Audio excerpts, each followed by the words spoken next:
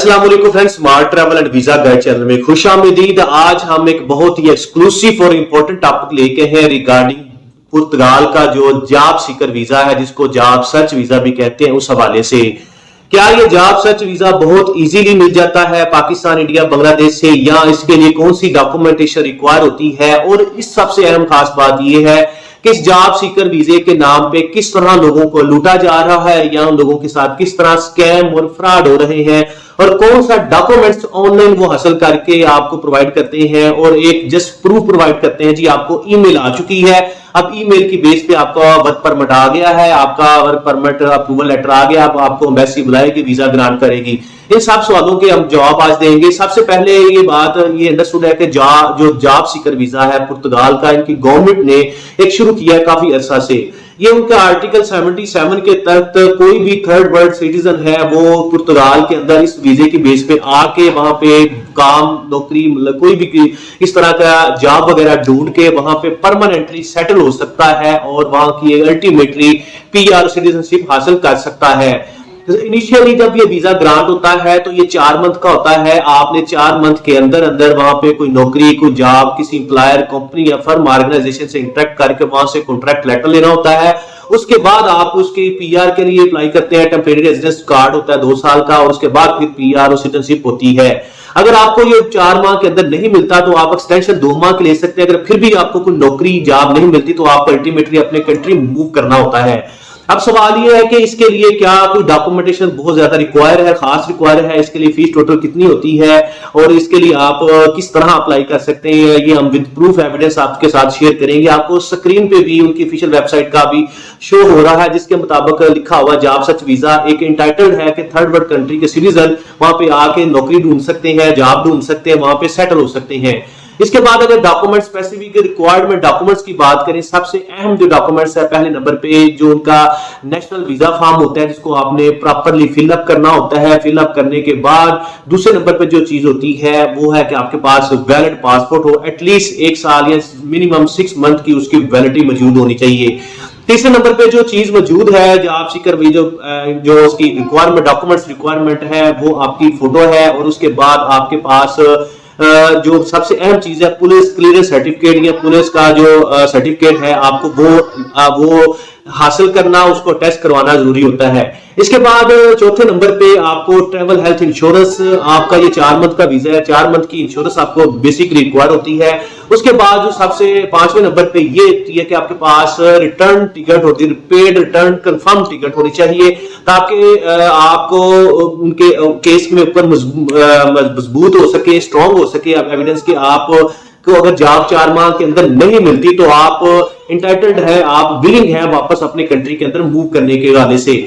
Last में जो अहम चीज जो 6 पॉइंट पे है, जो 6 डॉक्यूमेंट्स रिक्वायरमेंट है, वो है आपके फाइनेंशियल टाइज, आपकी बैंक स्टेटमेंट है। जी हाँ फ्रेंड्स, ये जॉब सीकर वीजे का मकसद ये है कि आप वहां पे जब जाएंगे 4 माह वहां पे रहेंगे, वहां पे जॉब ढूंढेंगे। इस जॉब ढूंढने के साथ साथ आपके वहां पे एक्सपेंस होंगे, खाने पीने का, रहाइश का खर्चा सब कुछ होगा। वो कौन पे करेगा? वो आपकी अपनी जात पे करेगी।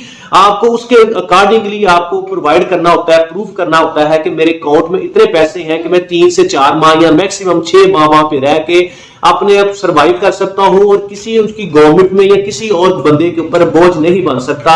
ये बैंक स्टेटमेंट, फाइनेंशियल डॉक्यूमेंट्स बहुत ही अहम होता है, जिसके बिना आपका वीजा अप्लाई नहीं हो सकता। इसके बाद जो और अहम टॉपिक ये है कि जो इसमें जो एक और चीज है कि आपको IEFP फॉर्म होता है, institute of employment employment certificate होता है, जिसको डिक्लेरेशन ऑफ एम्प्लॉयमेंट कहते हैं, एक्सप्रेशन ऑफ इंटरेस्ट भी कहते हैं। वो आपने फॉर्म को फिल अप करना होता है। बहुत से लोग सोशल मीडिया पर मुख्तलिफ प्लेटफॉर्म पे जस्ट वो एक लिंक पेश करते हैं, उसको फॉर्म को फिल करते हैं और उनकी बेस पे उनका फॉर्म आ जाता है। आपको स्क्रीन पे भी शो हो रहा है ये फॉर्म, आप फॉर्म आ जाता है तो उसको यही वर्क परमिट कंसीडर करते हैं। अब ये फॉर्म का सबसे ज्यादा इशू है। इस फॉर्म का मकसद ये है, ये declaration of expression of interest है कि आपके पास स्किल कौन सी है, या आपके पास डिग्री कौन सी है, या आपके पास हुनर कौन सा है, जिसके बेस पे आप वहां पे जाकर उस शोबे में या उस फील्ड में जॉब को सर्च करेंगे और उस फील्ड में फील्ड में ही जॉब को करेंगे। ये एक जैसे एक्सप्रेशन ऑफ इंटरेस्ट फॉर्म होता है, जिसमें आपने डिक्लेयर करना होता है। और इस फॉर्म की जो मुद्दत है जस्ट 60 डेज होती है, उसके बाद ये ऑटोमेटिकली एक्सपायर हो जाता है। आपने सिंपल उनकी ऑफिशियल वेबसाइट पे जाके फिलअप करना होता है ये, और उसके बाद आपने ये फिलअप करने के बाद आपने इसको सारे को सबमिट करने के बाद आपको मेल आ जाती है, वो विद इन 5 मिनट या 10 मिनट्स आ जाती है कि आपका एक्सप्रेशन ऑफ इंटरेस्ट को हमने नोट कर लिया है। और अब सबसे अहम और इंपॉर्टेंट मान जिसके ऊपर सारा केस रिलाई करता है वो आपकी है एम्बेसी से अपॉइंटमेंट। जी हाँ फ्रेंड्स, अगर आपको एम्बेसी अपॉइंटमेंट दे देती है तो आपका 80% काम हो जाता है। मोस्ट केसेस में पाकिस्तान में अनफॉर्चुनेटली जॉब सीकर वीजे की अपॉइंटमेंट एम्बेसी ग्रांट नहीं कर रही, और यहां अगर करती है बहुत ज्यादा देर बाद या बहुत ज्यादा मुश्किल से प्रोवाइड कर रही है। अब मुख्तलिफ लोग इसको बहुत इजी कंसीडर करते हैं, जी जॉब सीकर वीजा इसकी 22,000 फीस है, आप पे करें और उसके बाद पुर्तगाल जाएं। अगर ये सेटअप होता तो लोगों को डंकी लगाने की या इलीगल वेज से मूव करने की जरूरत बिल्कुल नहीं थी। सो ये सबसे पहले अहम और जो इंपॉर्टेंट चीज ये है कि अगर आपको एम्बेसी अपॉइंटमेंट दे देती है पुर्तगाल एम्बेसी, ये डायरेक्टली पुर्तगाल एम्बेसी ने अपनी जुरिडिक्शन में रखा हुआ है कि अपॉइंटमेंट वही दे सकती है।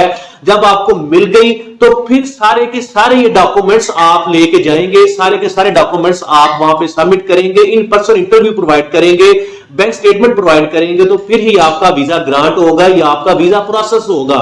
जबकि ये सारी चीजें इकट्ठी हो सकती है, लेकिन जब तक आपको अपॉइंटमेंट नहीं मिलती तो इसका कोई फायदा नहीं होता। सो इस वजह से ये बहुत से लोग इस हवाले से ये चूरन भेजते हैं या लोगों के साथ स्कैम कर रहे होते हैं। जी ये आपका डेक्लेरेशन फॉर्म है, एक्सप्रेशन ऑफ इंटरेस्ट है, IEFP फॉर्म है, जिसको मुताबिक आपका वर्क परमिट आ चुका है, ये पुर्तगाल से आया है, अब आपने वैसे ही जाना है और आपको मिल जाना है। इसकी बेस पे उसके मद्देनजर रखते हुए इसके ऊपर कास्ट चार्ज करते हैं, लोगों से पैसे बटोरते हैं। लिहाजा ये आप इसको ऑफिशियली खुद भी ऑनलाइन तौर पे इसको फिलअप कर सकते हैं, और फिलअप करने के बाद आप इसको देख सकते हैं कि आपको ये फॉर्म के ऊपर जो आपने फिल किया उसी के अकॉर्डिंगली होता था ये फॉर्म, और बाकी जितने भी 6-7 डॉक्यूमेंट्स हैं आपने वैसे लेके जाने होते हैं, उस बेस पे फिर आपको वीजा ग्रांट होता है।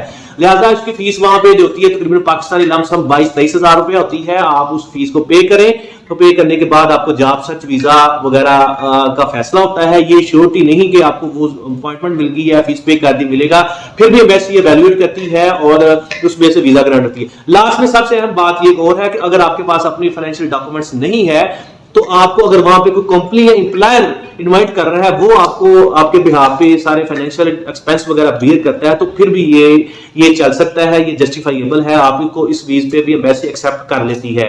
ये सारी वो रियलिटी है, आपको इस किस्म की रियलिटी या इस तरह की सोशल मीडिया प्लेटफॉर्म पे नहीं मिलेगी जो हमने आपको प्रूफ एविडेंस पैटर्न के साथ शेयर की है। तो आप इसके अकॉर्डिंगली मूव करें। लिहाजा किसी को बिना तहकीक किए पैसे देने की या इसके ऊपर माइल होने के वाले के इजी या बहुत वीजा अपना नुकसान करने की जरूरत नहीं है। मजीद इस तरह की इंफॉर्मेशन के लिए काइंडली चैनल को सब्सक्राइब करिएगा, शेयर करिएगा, बेल आइकन पे क्लिक करिएगा। अल्लाह हाफिज।